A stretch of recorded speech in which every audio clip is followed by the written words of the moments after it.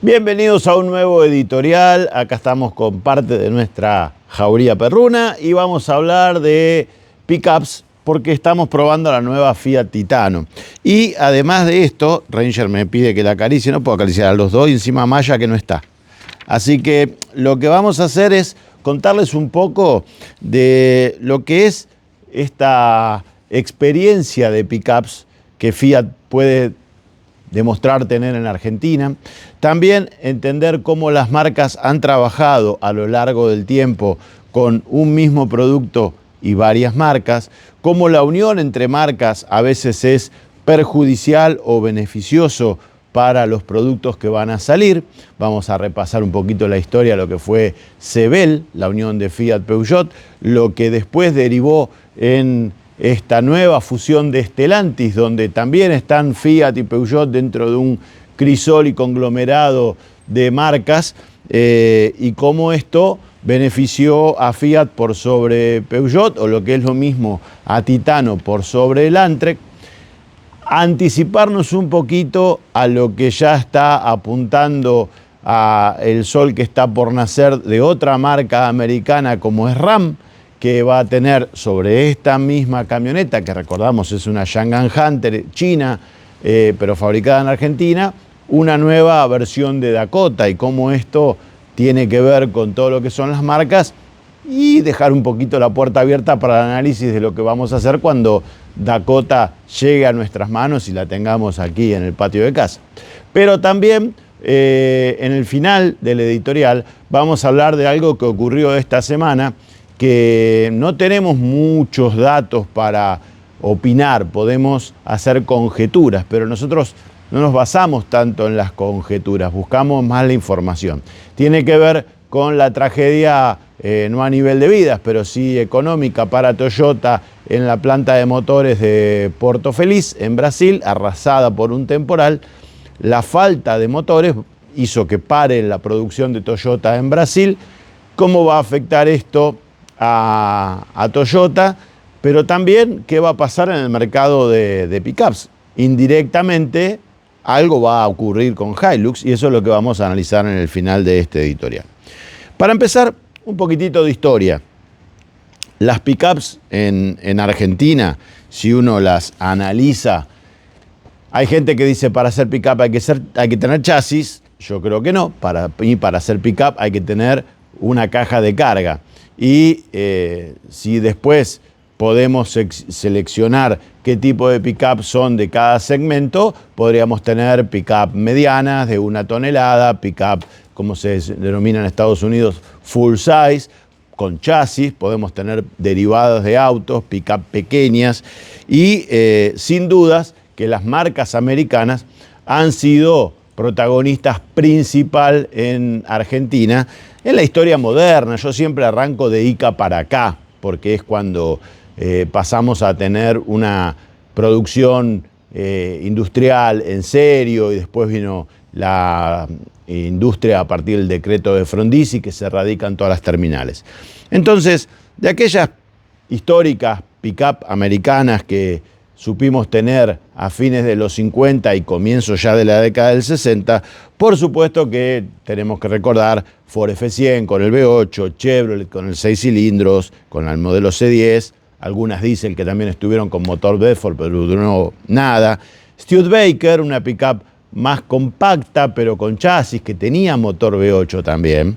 La trilogía de Chrysler, que eso será tema de otro editorial, Dodge, DeSoto y Fargo, y cómo ya existía esta unión de marcas dentro de un conglomerado como Chrysler que permitía tener 3 camionetas iguales con 3 marcas distintas, como eran Fargo, Dodge y DeSoto. Pero eso no me quiero meter mucho porque lo analizaremos cuando llegue el tema de tener una Dakota.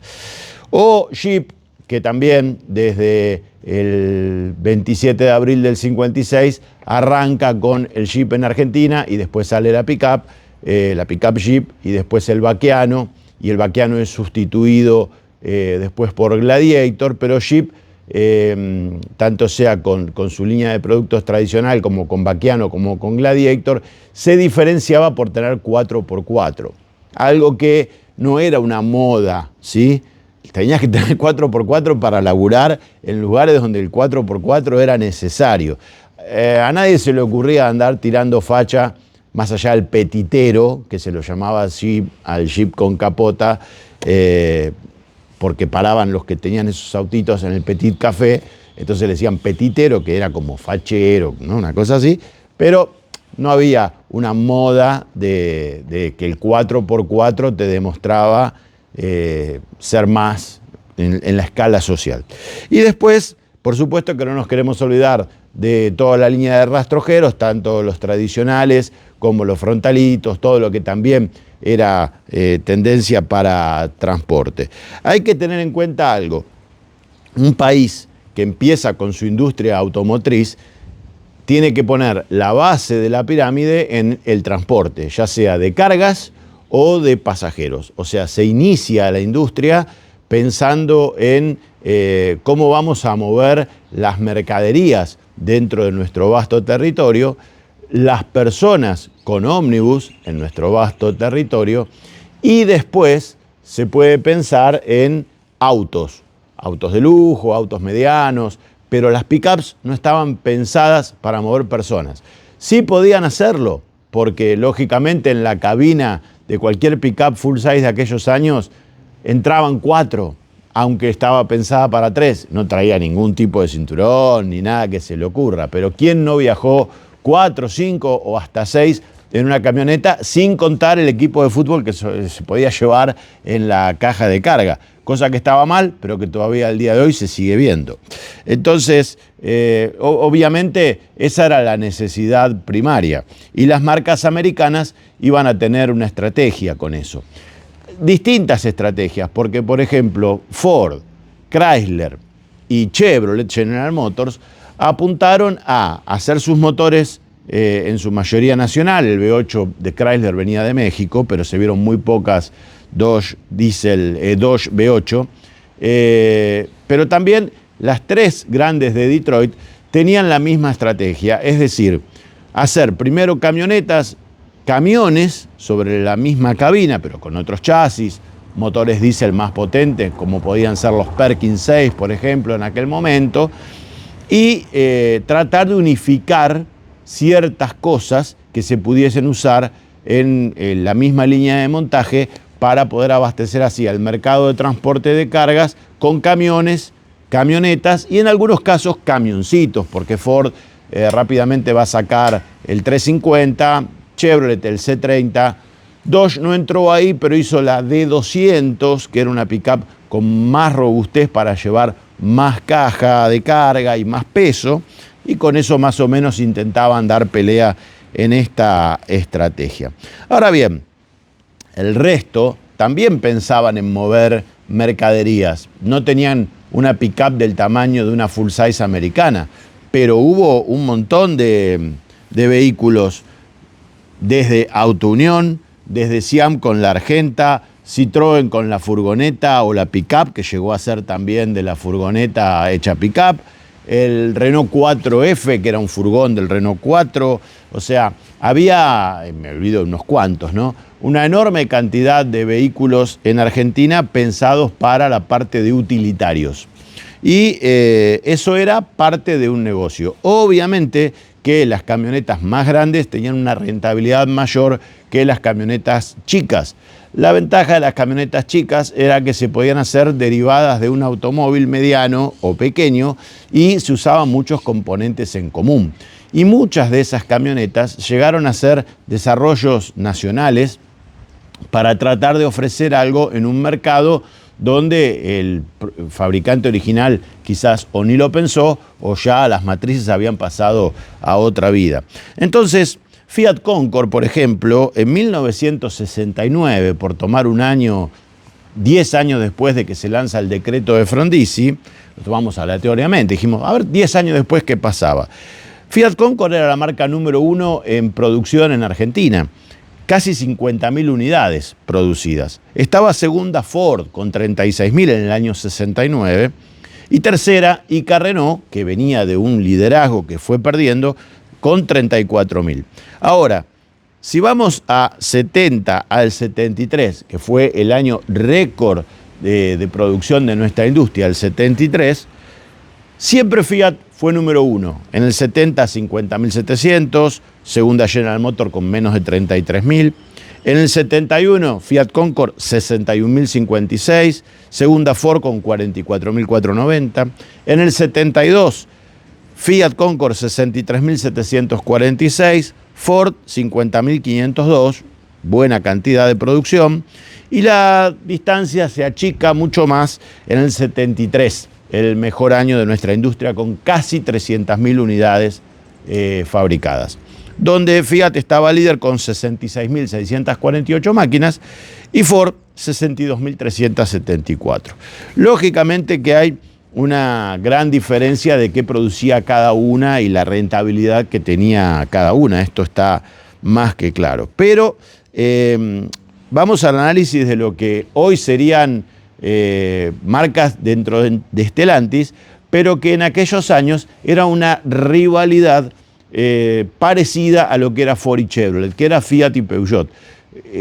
Por ahí los más jóvenes no lo saben, pero en el turismo nacional, una categoría antecesora a nuestro rally nacional, que corría en pistas, pero también hacía grandes premios corriendo por rutas y caminos de tierra de nuestro país, la rivalidad era entre Fiat y Peugeot.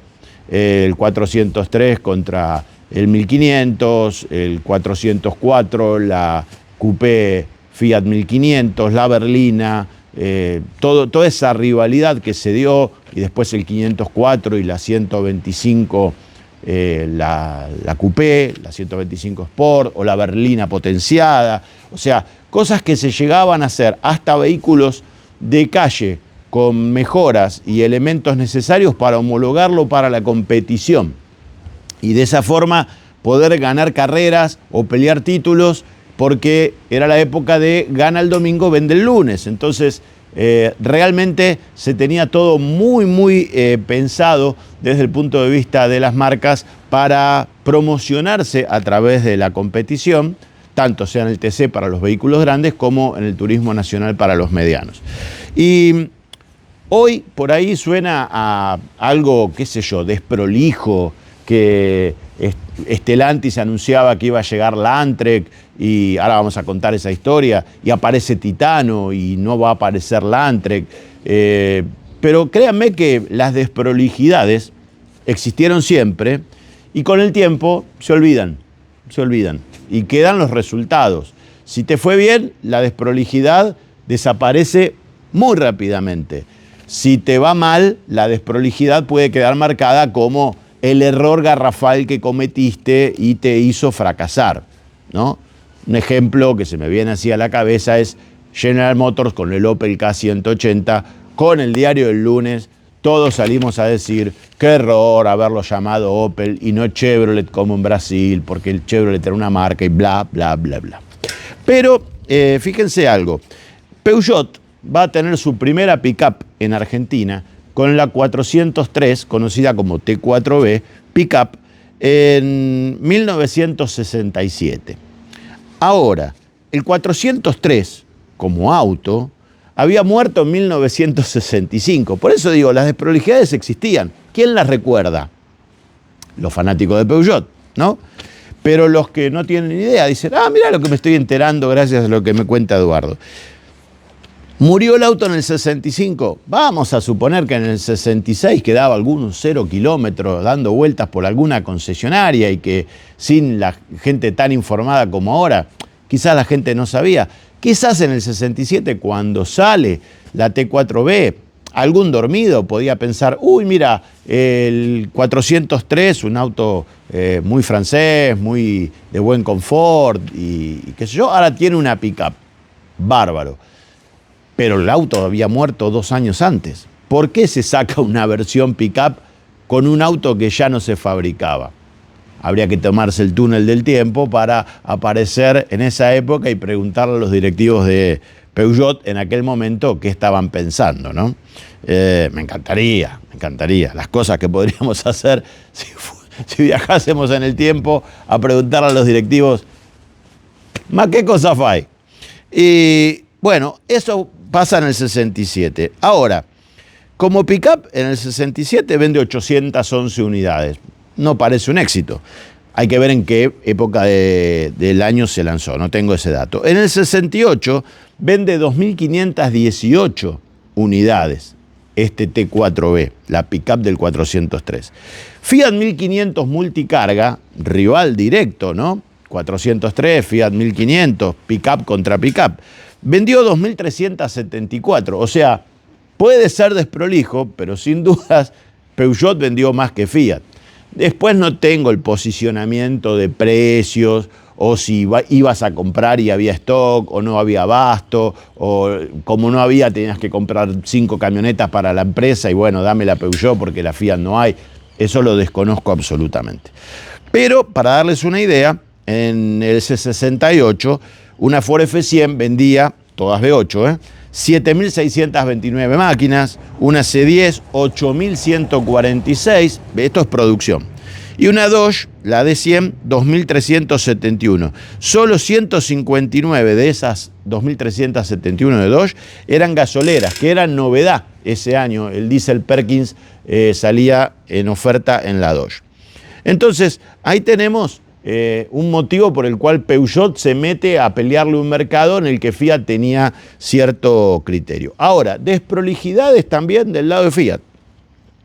La Fiat 1500, la berlina Fiat 1500, el auto, el 4 puertas, se fabricó hasta 1969. Ese año nace el Fiat 1600, que era un 125 italiano, pero con el motor 1500 llevado a 1600 centímetros cúbicos, cosa que fue medio un injerto nacional.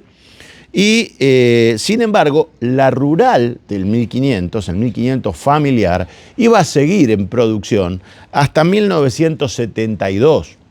Hoy es muy difícil de entender, pero sacaban una berlina nueva y mantenían la familiar del 1500 varios años en el mercado, ¿sí? Además, esto, como no hubo 1600 familiar, se mantiene hasta que el 1600 cambia a 125 cuando tienen el motor biálvero para ponerlo y, bueno, intentan relanzar al 125 y ahí llega la familiar del 125 y muere el 1500 familiar. Ahora, la Coupé, por ejemplo, hay hasta 200 unidades producidas en 1970, mismo año que sale la 1600 Sport y la 125 Sport. O sea, conviven más o menos cerca las tres Coupé.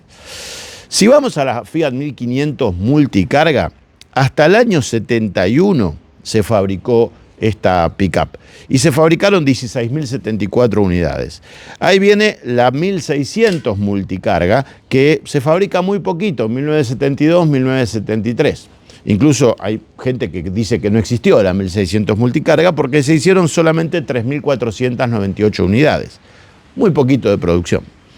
Y ahí sale la 125 multicarga, entre 1973 y 1981, 28.034 unidades.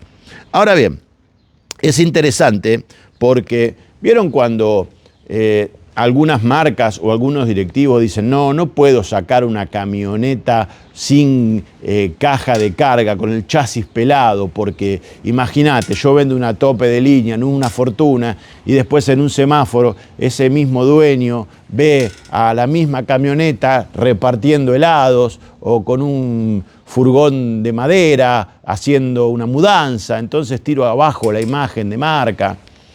Todo esto parece que en la década del 70 no se pensaba tan así, porque el motor, el corazón, el biálvero del 125 pasa a equipar a la pick-up 125 multicarga. O sea, tenías un motor que en la publicidad del 125 te decían biálvero, como algunos Jaguar y algunos pocos otros autos en el mundo, para venderte un Fiat, y te sacaban una camioneta con un motor doble árbol de levas a la cabeza. Es raro, pero bueno, le funcionó, se vendieron 28.034 unidades. Si vamos a Peugeot, que es el rival, en la T4B o la 403 Pickup, entre el 67 y el 73, el año récord, vendió 15.878 unidades.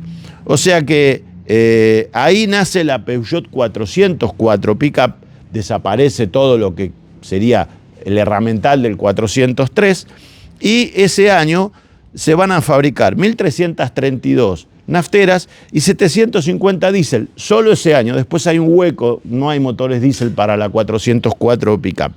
Así que en el mejor año de la industria hasta ese momento, la 404 arranca con 2.082 unidades. Y el 73, yo creo que el 73 es un año que amerita un editorial en sí mismo, porque es el año récord de la industria, es cuando florecen un montón de cosas, es el apogeo de los autos poderosos, los carburadores múltiples, la potencia llevada al extremo. Sale la GTX con 230 caballos para ganarle a los 215 que tenía la GS, porque antes la GTX tenía 212, un año hermoso.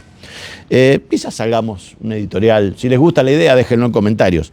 Pero eso creo que es interesante. Miren, Fiat en el 73, que tiene su récord de producción en Argentina con 66.648 unidades, básicamente tenía 3 productos que eran la totalidad de la marca. El 128, que se había lanzado en el 71, 23.368.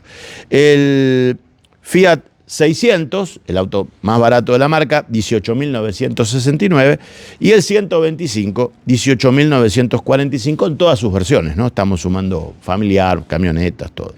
Además, 633 camiones, 53 chasis de ómnibus, y la pickup multicarga ese año fabrica 475 de la 1600 y 4195 de la 125 con el nuevo motor, ¿no? Era básicamente el mismo producto.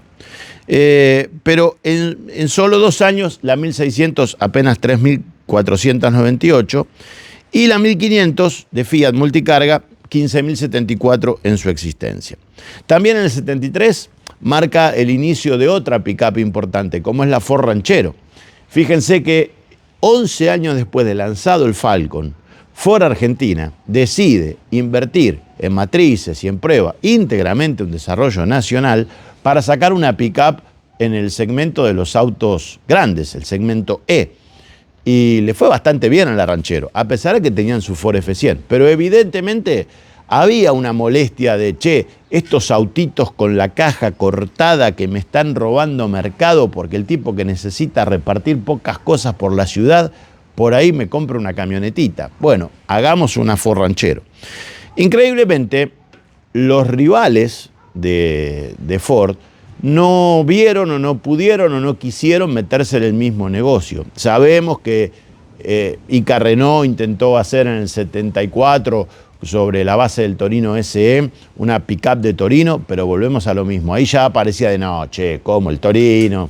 200 kilómetros, la coupé del banana del barrio, le vamos a sacar una camioneta. No, esto no puede ser. Y no fue. Una pena, porque hubiese sido muy lindo hasta tener una versión tipo El Camino de camionetas nacionales que empiecen una pelea por la cual, imagínense, una Ranchero con motor SP y un Torino con motor de 180 caballos para rivalizar en pick-up deportivas. Y metiéndose Chevrolet ahí con un 404 Super Sport pick-up. Hermoso, pero no se dio. Y para los que preguntan por rastrojero, vendía más o menos unas 7.000 unidades la empresa por año. Estaba más o menos en ese estándar, 6.000, 7.000, se movía más o menos por ahí. Pero al rastrojero yo lo considero otra cosa. Es una pickup mediana con chasis y además diésel. Las primeras fueron nafteros, pero después son todas diésel. Y además mucho más robusta, económica, tiene otro cliente, apunta más al usuario rural. Se los ve todavía acá en los pueblos, está lleno de rastrojeros laburando. Así que era claramente otro tipo de producto. Y también en la Argentina, cuando se empieza a diferenciar el costo del gasoil y se subvenciona con respecto a la nafta, bueno, ahí empieza a tener ventaja el hecho de ser un gasolero, que era algo visto como algo lento, sucio, que tenía problemas de vibración, de ruido, no era algo deseable frente a un naftero, pero en la economía estaba la gran diferencia.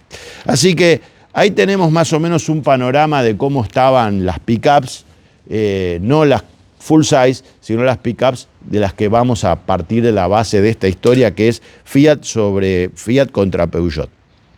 Interesante es que hasta que se forma Sebel, Fiat, que era una marca totalmente independiente y rival de Peugeot, la verdad la superaba por paliza en ventas de pickups. En el 74, 6.365, 125 contra 584 Peugeot 404. En el 75, 3.860 contra 985. En el 75 estaba el Rodrigazo. En el 76 caen todas las ventas, producción, todo. 2.821, 125 multicarga contra 891, 404 nafteras. En el 77, recupera un poco la economía, 4.031, 125 contra 1.154, 404. La paliza era de 4-1, ¿sí? Y en el 78, 1.779, 125, 880 Peugeot 404. En el 79, 2.166, 906, nace Sebel. Y ahí cambia todo, porque al nacer Sebel, los viejos rivales que se odiaban, como Fiat y Peugeot, pasan a estar bajo una misma empresa, encima con un directorio nacional, el grupo Sogma, de Macri, de Franco Macri. Entonces, ahí lo que intentan es, no nos pisemos el poncho entre nosotros, no compitamos entre nosotros, vamos a posicionar a nuestras marcas de forma tal que se complementen y que no se solapen. Y por supuesto, Peugeot va arriba del mercado y Fiat a la franja media-baja, con alguna superposición ahí, 504 Regata a partir del 85, pero falta mucho para eso. Pero lo cierto es que en el 80, 125 vende 2.244 máquinas, 404 nafta, 516, y en el 80 vuelve la 404 diésel, que había tenido un solo año de producción. Y es un éxito, 1.591 unidades, o sea, ya son 2.000 contra 2.200 de Fiat. Ahí Peugeot empieza a levantar. En el 81, Fiat cae a 572. Se puede decir que es el último año, porque en el 82 figura una fabricada, no lo vamos a tomar como serio. Y la 404 ya no hay naftera en el 81, quedan solo 905, 404 diésel, y en el 81, ya con Sebel a pleno, sale la 504 pickup. Otro producto que va a marcar esta historia, porque el 504 es de 1969. Y en el 81 sale la pickup Peugeot. Pero había una historia, ¿no? Tenías T4B o 403, 404, 504, que era un auto todavía bien valorado por el público argentino. Que tenga una pickup era bien visto. Y como en esa época no se pensaba tanto en los segmentos, una pickup de un 504 era rival de una ranchero. Eso era así. Por lo menos para el usuario que pensaba en comprarse un vehículo como para hacer trabajos de reparto, pero que no necesitaba una pickup grande. Y con la 504, en el 81 hay 490 nafteras y diésel 179. No tengo la estadística de cuándo comenzó la producción de una y otra, porque a lo mejor esto es diciembre o noviembre del 81 y se fabricó un mes, pero le doy la cifra solamente. Otro tema muy importante, y que vamos a hablar de esta pickup también, es que en el 79 se abre la importación con Martínez de Hoz y el pueblo argentino conoce la pickup mediana japonesa, ¿no? Hilux, Mazda, Datsun, esos tipos de camionetas, Isuzu, que llegan a Argentina, pero fundamentalmente Hilux. Son pickups nafteritas de 2 litros, como era la Peugeot 504, pero con chasis que tenían una robustez a toda prueba que estaba por demostrarse. Les recuerdo que cuando se abre la importación en el 79, se decía de los japoneses lo que hoy se dice de los chinos. Ah, sí. ¿Y quién te va a abastecer el repuesto? ¿Y cuánto te va a durar? ¿Y a quién se la vendés después? A esta Hilux. Hoy vale una Hilux una fortuna si es de 1980 y está buena. Pero lo cierto es que Sebel va a durar hasta 1996.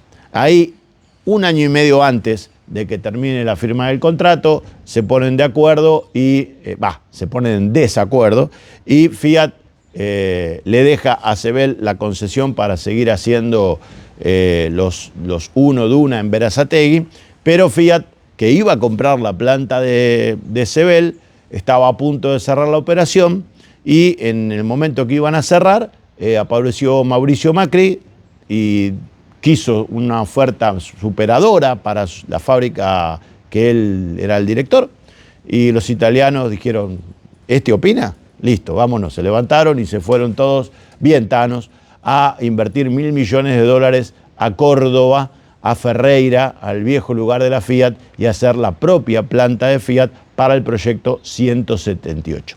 Esto lo que hace es que, obviamente, se vuelvan a separar los caminos entre Fiat y Peugeot. Ya no eran bajo un mismo paraguas, sino que pasaban a ser rivales acérrimos. Sebel, que se quedó con la licencia y que venía haciendo muchas macanas con la producción desde el 92 para acá, no le va a prestar mucha atención a lo que es Fiat, a Peugeot tampoco, pero a los Fiat más. Y ahí nace la mala fama de los Fiat hechos por Macri. Entonces, a todo esto nace otra categoría de pick-up. Miren, esto hay que ir hasta 1978, en Brasil, donde Fiat, que se había radicado hace poquito, está por cumplir 50 años el año que viene, o sea, la empresa es del 76, en Brasil, lanza en el 78 una picapiña, ¿sí? Del 147, que se llamaba Fiat 147 Pickup, y que era de una capacidad de carga de 450 kilos, con la trompa del Fiat Brio era eso. Y eso en el 82 le cambian la trompa, le llaman trompa Europa, pero era la que después iba a ser la trompa de nuestro Fiat Espacio, o de nuestro Fiat 147, mejor dicho. Y eso va a llegar a Argentina en 1989, bastante más tarde. La mayoría son Fiorino furgón, pero había una pick-up Fiorino también. Lo que pasa es que acá no tenía éxito. En Brasil sí, porque el litoral marítimo que tiene Brasil hacía que vos te puedas comprar una pick-up con doble uso. La podías comprar para trabajar y el domingo le cargabas una tabla de surf, algunas cosas para irte a la playa, ¿no? Entonces ahí todo estaba cerca, hasta para el paulista, que por ahí laburaba de lunes a viernes, sábado y domingo se iba embora para la playa. Y de ahí el éxito de esta pick-up.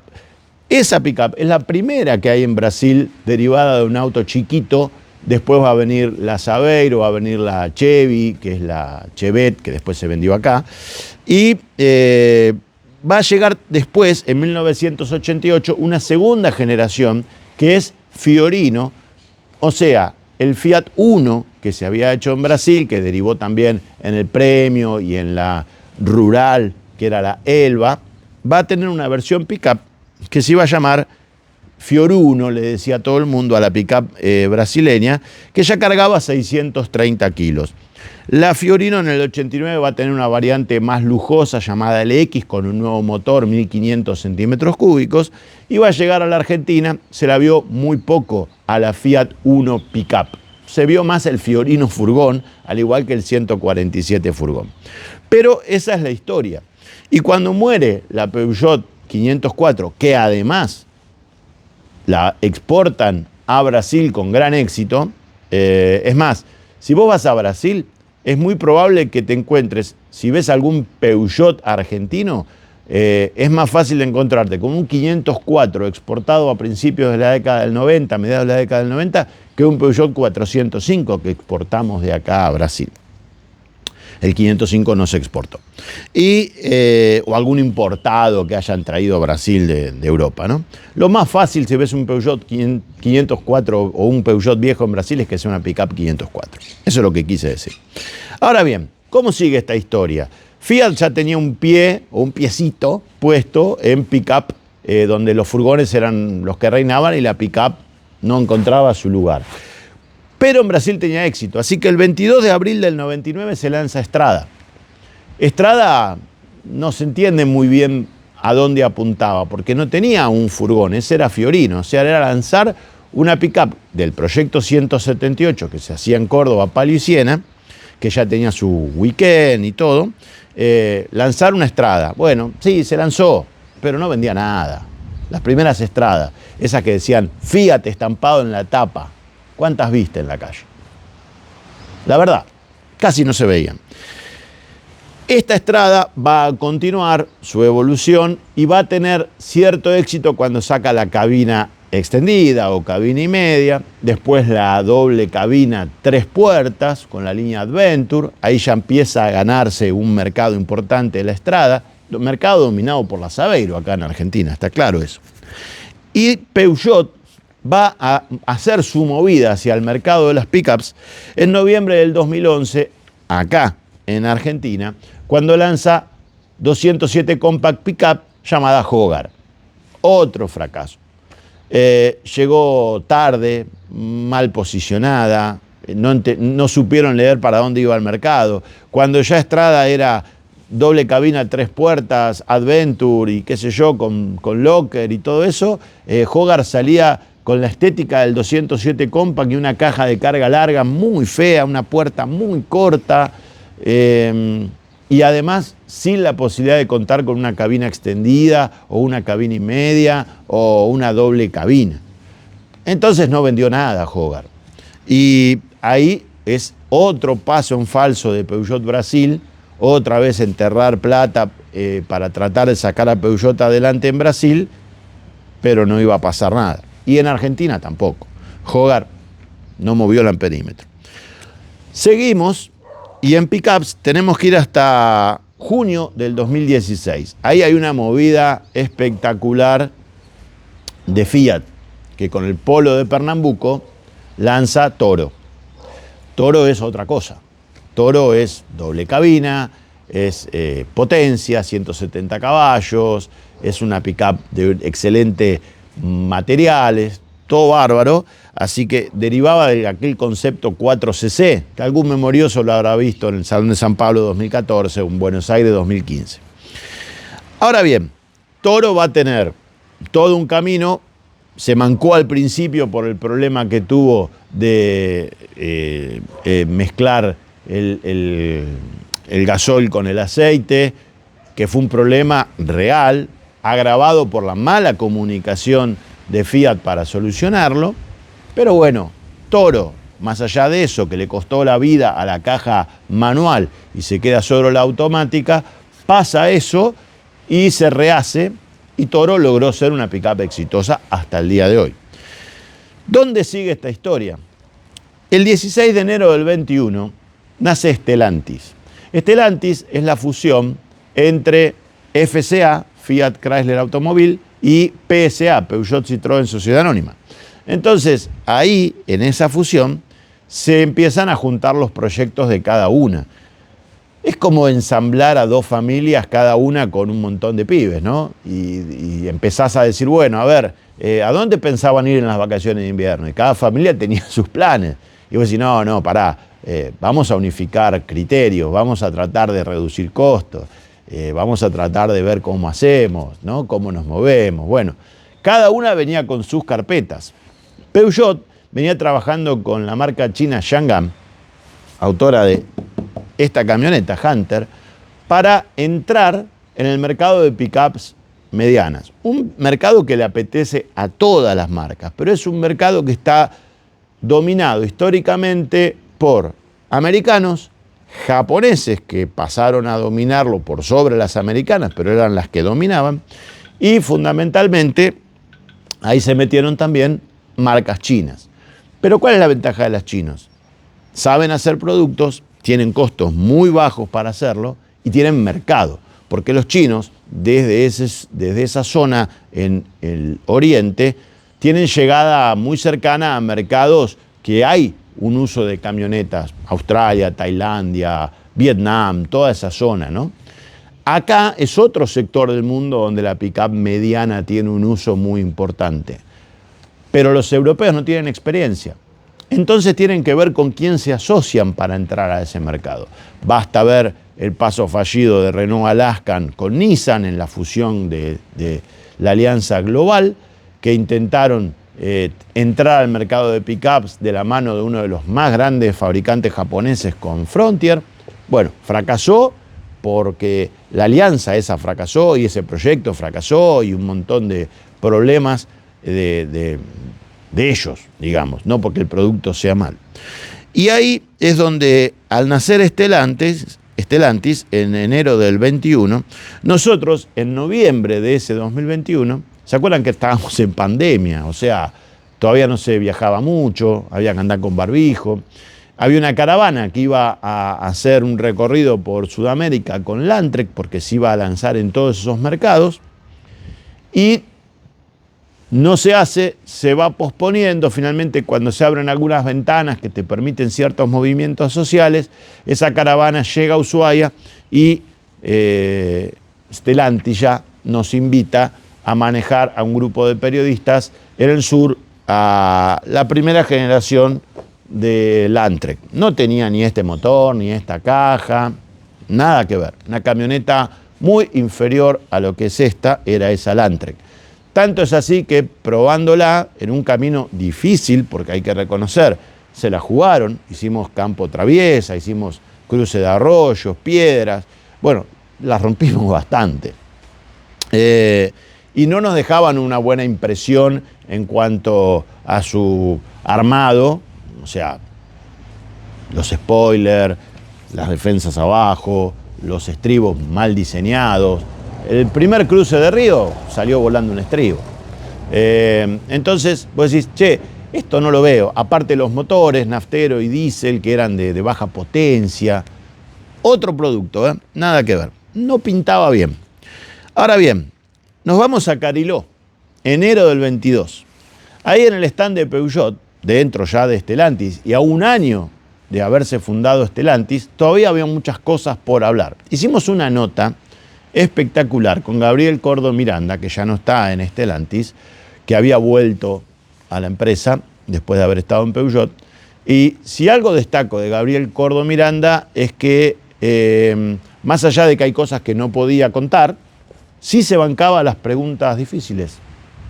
Y nosotros fuimos a preguntarle lo que pensábamos que él nos tenía que tratar de responder.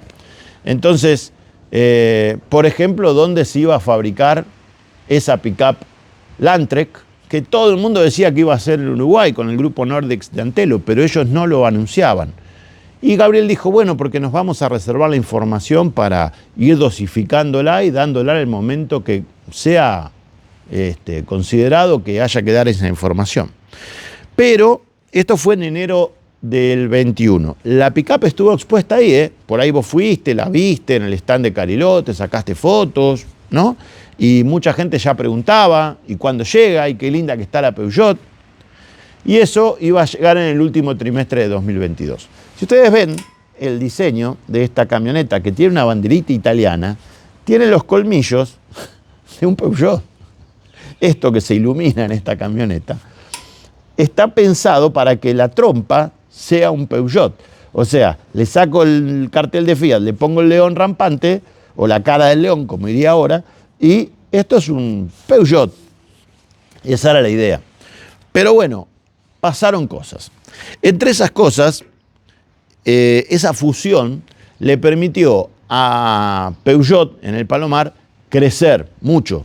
¿Por qué? Porque con la pandemia y con Antonio Filosa, que hoy es el número 1 de Stellantis a nivel global, pero en ese entonces lo era a nivel Sudamérica, faltaban autos, faltaba producción, faltaban semiconductores, y Antonio le dijo a las rentadoras, que es un mercado enorme en Brasil, algo así como el 40-45% de las ventas en Brasil son a rentadoras, che, si me quieren comprar algo, no tengo. porque los voy a dedicar, los pocos que puedo fabricar, a la venta convencional, que gano más plata. No le habrá dicho esto, pero bueno, más o menos lo que yo intuyo que se tramó. Pero les puedo dar 208 para las rentadoras. Entonces comenzaron a llegar pedidos para exportar 208 de Argentina a Brasil. El 208 se exportaba mucho, se vendía mucho en Brasil, pero no al cliente en particular, a las rentadoras. Entonces, en cierta forma, eso que fue una ayuda para el Palomar y para Peugeot, convivía con la llegada de esta camioneta como Peugeot Landtrek a Uruguay. Y se lanzó en Uruguay, se lanzó en algún otro mercado, como Chile, y algún otro que ahora no me acuerdo, pero no llegó a Argentina. Y en octubre del 21, yo hago una nota con un directivo y ese directivo me confía que Landtrek no tenía chances, que no iba a llegar a la Argentina, que ya Filosa había bajado el pulgar para Landtrek. Nos pareció raro. Se decía que se estaba por lanzar en ese trimestre del 22. Esto es octubre del 22. No iba a llegar. Bueno, ok, no llegó. Entonces, lo que tenemos que ver es qué pasó con esta historia y por qué no llegó. No llegó por varios motivos. Primero, porque la producción en Uruguay no tiene la calidad necesaria en cuanto a lo que se requería para un producto de ir a pelear a un segmento muy difícil. Hay jugadores de mucho peso, Hilux, Ranger, Amarok, mismo S10. Entonces, no les daba eso. Ahora, deciden lanzarla en Brasil, no como Peugeot, sino como Fiat. ¿Y qué es lo que yo siento que ellos vieron? No, esto no es información, es pensarlo. Es el hecho de decir, bueno, la realidad de Peugeot en Brasil es mala. Históricamente fue mala, 1% del mercado. Cada vez que intentaron lanzar la bala de plata que los iba a cambiar, fracasaron o le erraron al blanco, o el hombre lobo con una bala de plata no se les moría. Entonces, lo cierto es que en ese momento alguien dice, che, nos sirve más que sea Fiat, porque somos líderes en el mercado brasileño, porque la pickup Strada es el auto más vendido en todo Brasil, entre todos los autos que se venden, porque Toro es un éxito y porque si seguimos la escalera, una pickup mediana nos vendría muy bien. Intuyo, no tengo la información de que haya sido así, pero sí he sabido es que en Brasil a la Peugeot le ponen Fiat, le ponen Titano y la lanzan en Brasil. A todo esto se empezaba a pensar en otro proyecto para la fábrica de Córdoba, porque Cronos vendía muy bien, pero todos decíamos, Cronos vende bien porque el mercado argentino está cerrado, no hay rivales, el que quiere comprar un auto está obligado a comprar un Cronos. Y si llega a abrirse un poquito la oferta, Cronos se cae, no se exporta mucho, ¿qué va a hacer la fábrica de Fiat? La realidad que demuestra que Cronos sigue vendiendo muy bien a pesar de todo lo que se abrió el mercado. Hay algo que tiene Fiat que no lo podemos dar por desconocido, que es su fuerza en plan de ahorro. Entonces, la base de clientes que tiene Fiat en plan de ahorro hace... Mar, abrile porque nos va a volver loco. Vino Rocco de visita, que vive acá a 2 cuadras, vino y está pidiendo entrar. Así que le tenemos que abrir. Pasá, Rocco, vení. Vení, Rocco. Ahí llegó el caniche. No lo van a ver porque es chiquito, pero está acá abajo.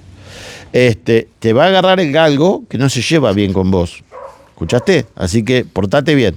Porque este es chiquito, pero es guapo. El tema es que cuando llegó el Cronos a vender sin el hecho ya de las trabas, se empieza a pensar en otro proyecto que pudiese hacer que llegue a tener la fábrica de Córdoba un nuevo producto. Y se piensa en sacar titano de Uruguay y traerlo a Argentina. Y para eso se invierten 380 millones de dólares. Pero, ¿cuáles son los cambios más importantes? Porque la verdad que esta camioneta, que ahora vamos a empezar a grabar el test, lo mejor que tiene no está visible. O sea, no es que le sacaron el león y le pusieron Fiat, porque es como le digo, hasta tienen el diseño de la trompa de un Peugeot, o el interior parece más un Peugeot que un Fiat. Lo bueno está en lo que no se ve. El motor de 170 caballos de la Toro pasó a ser el de la Ducato, que tiene 200 caballos. La caja automática de sexta pasó a ser una caja automática de 8 relaciones, que es una ZF, fabricada en China, es cierto, pero bajo licencia ZF. Una excelente caja. Además, la reductora que tiene es la de un Wrangler Rubicon, o sea, 4:1 de reducción, también fabricada en China. No voy a esconder esa información, no es nuestro estilo. Pero, a ver, cuando acá se hacía la ZF para el Torino en 1966, deben haber habido muchos que dijeron, pero no es lo mismo que la alemana, ¿viste? Está fabricada en la Argentina. Hoy en día anda a comprar una ZF, siguen valiendo fortunas. Entonces, está más que comprobado que cuando es bajo licencia y está bien hecho, la máquina, el robot no sabe dónde está trabajando. Y estas cajas son chinas, la reductora es china, pero es ZF y es la reductora de un Jeep Wrangler Rubicon. Por eso, lo mejor que tiene esta Titano no está visible. Eso es lo que quiero hacer notar. Y en enero del 25 se promociona en la costa esta Titano con una unidad uruguaya, aclarando, esto no va a ser lo que vamos a vender nosotros, vamos a tener algo nuevo, que fuimos después en abrir a la fábrica de Córdoba, es toda historia reciente, pueden ver los programas, los videos, todo lo que hicimos para mostrárselo, y se lanza en junio del 2025 esta pickup, que ya hablaremos de lo que son las características. La idea ahora, en esta parte, es contarle, bárbaro, ¿hacia dónde va Fiat con Titano? Va a un mercado muy difícil. Miren, en esa nota con Gabriel Cordo Miranda, el propio Gabriel decía, cuando hablaba que iban a lanzar en unos meses la Peugeot Landtrek, ojo, no venimos, decía Gabriel, a decirle a los demás, con este producto ustedes no van a vender ni una sola camioneta más. Sabemos a los rivales que nos enfrentamos y tenemos que hacer las cosas bien para ganarnos nuestro lugar. Y Gabriel decía, tenemos nuestra historia en pickups. Y empezó por ahí, por la historia, 403, 404, 504. Y Fiat, que le robó el proyecto a Peugeot dentro de Stellantis, también se agarra un poco de esa historia. Tenemos a Strada, que es la pickup más vendida en Brasil, es líder en su segmento, 7 de cada 10 que se venden de ese segmento son Strada, Toro es líder en su segmento, no venimos a liderar este segmento, eso está más que claro, pero venimos a ganarnos nuestro lugar. La realidad es que los primeros meses las cifras no son para ganarse un lugar, pero tampoco también faltaba toda la campaña. En septiembre recién hacen un lanzamiento con la campaña de Scaloni, mucha plata habrán puesto en toda esa producción, y ahí empieza realmente en septiembre las ventas de esta pickup a pesar en el mercado. ¿Dónde le fue bien? En planes de ahorro. 800 el primer mes prácticamente, y uno decía, bueno, pero había muchos que ya estaban cajoneados, ¿viste? Algún cliente que dijo, che, suscribime, dale, te anoto, falta la firma, te aviso cuando tengamos todo.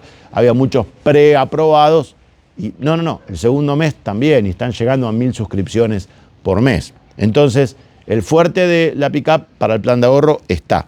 Y ahora lo que hay que ver es también la calidad de armado que tiene esta camioneta, porque a diferencia de lo que ocurría en Uruguay, en Córdoba, que se invirtieron 380 millones de dólares, hay una inversión muy grande en robótica. O sea, toda la estructura de esta camioneta, más del 80%, está soldada por robots. Eso no ocurría en Uruguay. La calidad de armado es otra. La seguridad es otra. Tiene HADAS esta versión Ranch, tiene 6 bolsas de aire de serie. Realmente en eso está bien. Donde creo que pierde un poquito es en el tema diseño, porque no luce muy Fiat, aunque el público argentino casi que no llegó a conocer a Landtrek, ¿no? Apenas la vio en la costa, el que fue por allá. Y también hay que ver otro punto para analizar, y ahora vamos a entrar en el tema Toyota, que es que el mercado de pickups en Argentina está sobreofertado. Entonces, el momento en que se pensó la inversión y traer una pickup y entrar al mercado, era cuando vos ibas a comprar una Hilux y te decía, sí, déjame 100.000 pesos, te anoto en la lista y dentro de 4 meses te aviso cuando llegó la camioneta y ahí vemos cuánto está y me pagás la diferencia. Te ibas a Ford y había 3 meses de demora, te ibas a Amarok que había 40 días de demora. Entonces, en ese momento se pensaba por ahí en algo bueno como era hacer una inversión en fabricar camionetas en Argentina. Pero hoy cambió todo. La realidad es que las marcas que fabrican camionetas acá no tienen ganas de bajar el ritmo de la línea. Es más, algunas hasta aceleran como Ford, porque les está yendo muy bien afuera. Otras defienden sus mercados con uñas y dientes como es Toyota, que tiene 22 mercados en la región. Y tenés la salida de 2 rivales como son Nissan, que va a continuar importando de México, pero no sabemos qué, cuándo y cómo, y Renault, que por ahora desaparece con lo poquito que había podido hacer con Alaskan. Tienen ganas de volver, pero no saben cómo. Y después tenés todas las japonesas, que si las sumás a todas no hacen nada, porque no existen las japonesas en nivel de venta. Pueden ser buenas, malas, no estoy discutiendo eso. La realidad es que no es lo mismo comprar un SUV de $30.000 que una camioneta de 50 o 60.000 porque la gente lo piensa 8 veces antes de invertir en una china, no, creo que dije japonesa, china me refiero, al momento de invertir. Valor de reventa, seguros, herramientas de trabajo. ¿Pueden ser buenas? Pueden serlo, pero que la experiencia la haga otro. Yo sigo comprando la industria nacional. Además, la industria nacional o la S10 que viene de Brasil, está bonificando tremendamente las camionetas. Amarok se está haciendo hasta entre 10 y 15 puntos de descuento. Hay concesionarios que la venden por debajo del costo. Y vos me decís, dale, Eduardo, ¿quién va a vender por debajo del costo? Sí, la venden por debajo del costo porque con eso alcanzan el objetivo o intentan alcanzar el objetivo del bono y ganar con el bono. Entonces revientan mercadería para lograr ese bono.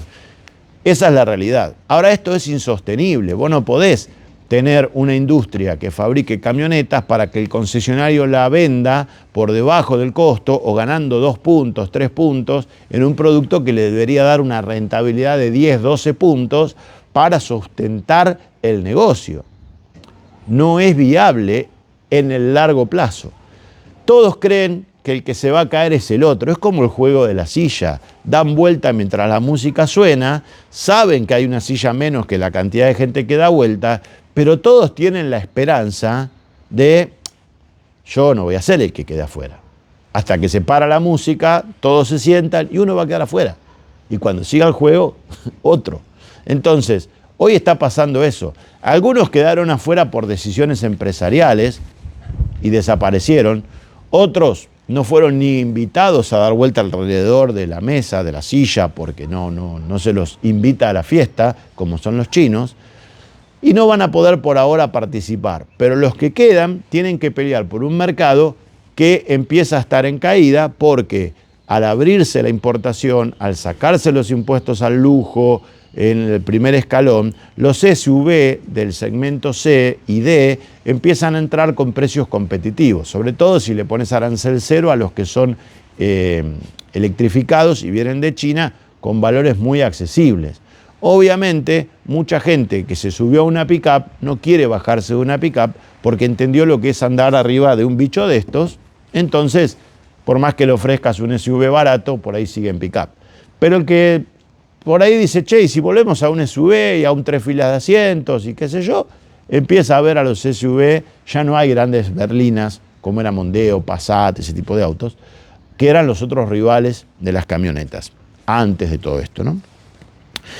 En este esquema aparece algo muy importante esta semana, que es la fábrica de Puerto Feliz de Toyota fue arrasada, literalmente, por un vendaval de viento y lluvia. Le voló el techo literalmente a la fábrica. Por suerte no hubo que lamentar víctimas fatales. Los heridos ya están en sus casas.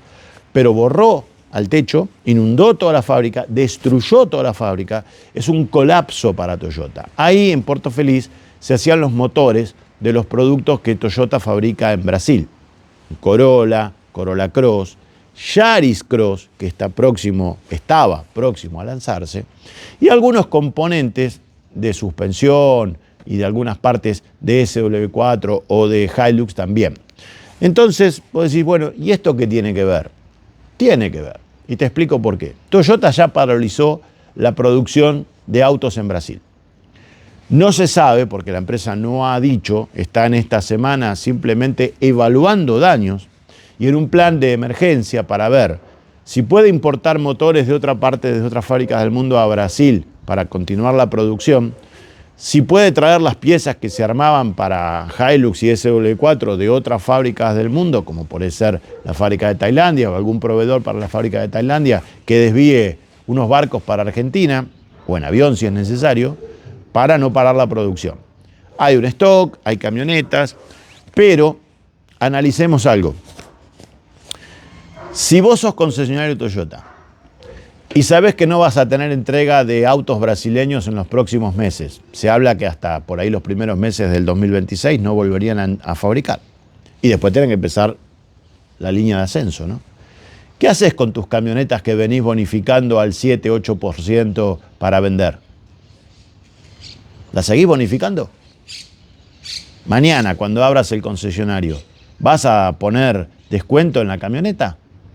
¿O vas a tratar de ganar todo lo que puedas en esa camioneta? No digo sobreprecio, pero venderla a precio de lista, sabés que vas a perder clientes, pero el que quiera una Hilux que la pague lo que vale y sin descuento, porque vos tenés que mantener tu estructura de concesionario solo con Hilux y SW4 y algún producto japonés que puedas vender que no te haya sido afectado por este vendaval en Puerto Feliz. Piénsenlo. También lo que tenés en stock, porque ya salió de la fábrica, porque está en camino, porque está arriba de un barco, de un camión, en el puerto, o en la red, en la concesionaria, tenés que pensar qué volumen vas a entregar de Yaris, de Corolla Cross, de Corolla, a los que están en plan de ahorro, a los que ya han sido adjudicados, a los que ya les prometiste el auto, y si no se lo entregás en el plazo que la ley marca, tenés que pagar multa después de los días establecidos si no le entregás el auto. Y a la ley no le importa si la fábrica se te inundó. Como a la fábrica no le va a importar si a vos se te inundó tu boliche y no podés vender y no le podés pagar la cuota del plan, ¿no? O sea, te cobran punitorios o vienen y te enganchan el auto y se lo llevan si le debes las cuotas. Esto es lo mismo para las dos partes. Entonces, acá tenemos un tema que abre una ventana diferente. Es como si en medio de una tormenta, para algunos, se colase un rayo de luz, de sol, que te ilumina tu espacio. Por ahí la tormenta existe, pero vos estás al solcito. ¿A qué me refiero? Se está lanzando Fiat. ¿Le costaba entrar al mercado? Sí, como todo el mundo sabía que le iba a costar. De repente, el número 1 en ventas va a tener que hacer alguna movida. ¿Puede verse afectada la producción de Argentina? Toyota dice, por ahora no. Ok, pongámosle que puedan solucionarlo, lo van a acomodar, son japoneses. Pero el resto de los productos brasileños, y sobre todo Yaris Cross, que estaban todos esperándolo ansiosamente para noviembre, no va a llegar, una nueva postergación. Quiere decir que las concesionarias Toyota, que ya venían midiendo los gastos y cuidando hasta los clips para ver que todo le dé perfecto, porque la rentabilidad no era la de antes, donde ganaban el 100%, sino que venían haciendo descuentos y muchos sobre sus productos para competir, ahora se encuentran con que tienen un problema muy grave, muy serio, de una magnitud difícil de pensar. Hoy, que estoy haciendo el editorial, a 5 días de esto que pasó en Brasil, solo puedo hacerme preguntas. No tengo las respuestas. Tampoco vamos a especular con esto va a ser catastrófico. No. Simplemente son distintas cosas que van a ir apareciendo las dudas de decir, bueno, ¿y a dónde va Toyota a jugar, ¿no? ¿Qué va a hacer con Hilux? ¿Qué va a hacer con SW4? ¿Cómo va a pasar este temporal para ellos, ventana de oportunidades para los rivales, con su producción? Y entonces, acá es donde aparece el nuevo escenario para Fiat y para un montón de marcas, porque no estamos hablando que se le cayó la producción al que va quinto. Estamos hablando de que se le cayó la producción a cero en Brasil, cero, durante varios meses, y todavía no pueden calcular los daños de la fábrica. Vean los videos en las redes, es un desastre lo que pasó. Y no saben cuánto van a tener que invertir, que reparar, que poner cosas nuevas, hacer todo el proceso, pagarle salarios a toda la gente con mano de obra capacitada, con ferias colectivas, como se dice, vacaciones forzadas en Brasil. Todo eso es plata que la empresa va a tener que poner hasta tanto pueda revertir o empezar a revertir la situación. Y eso también va a estar afectando a los concesionarios en Brasil, lógicamente, en todos los lugares de la región donde abastecen, pero a nosotros nos preocupa Argentina. Entonces, Hilux se va a mover para algún lado, no va a seguir en la zona donde está. Y también otras marcas van a ver oportunidades de un cliente que a lo mejor decía, bueno, me compro un Yaris, no va a haber Yaris, o le piden mucho por un Yaris, entonces va a pesar en otro producto, vas a tener que incrementar tu producción o parar un poco con los descuentos. Todo esto se va a ver reflejado. Quien no tomó nota, bueno, está dormido, pero esto va a pasar. Y además, esto va a ser un tema que seguramente para el editorial de la semana que viene, cuando analicemos las cifras del mes de septiembre, no se va a ver reflejado esto en esto, está claro, sí quizás tengamos más novedades para compartir oficialmente por parte de Toyota Argentina y podamos tener un panorama más claro de hacia dónde va. Pero en lo que hace a Titano es como ahora, ¿bien? Le da un rayito de luz en medio de un día nublado. Así que veremos cómo juega esto, si es una oportunidad, si la marca lo sabe aprovechar, pero fundamentalmente acá el que tiene que conocer el producto, probarlo y dar su veredicto es el cliente. Así que en la medida que la gente pruebe los productos, compre la camioneta y dé su opinión, si está todo bien, la camioneta va a ganar su lugar. Y nosotros le daremos nuestra opinión en el test en una semana. Así que eso va a ser, sin dudas, lo más importante de lo que teníamos para contarle hoy. ¿Hacia dónde va Titano? ¿Cómo es la unión de marcas en Stellantis? ¿Cómo antes fue Sebel? Y cómo fundamentalmente marcas que eran acérrimas rivales como Fiat y Peugeot, después fueron bajo un mismo paraguas, después se separaron y ahora están nuevamente unidas, y cómo eso repercutió en los productos que cada una lanzó al mercado, en el mercado de pickups.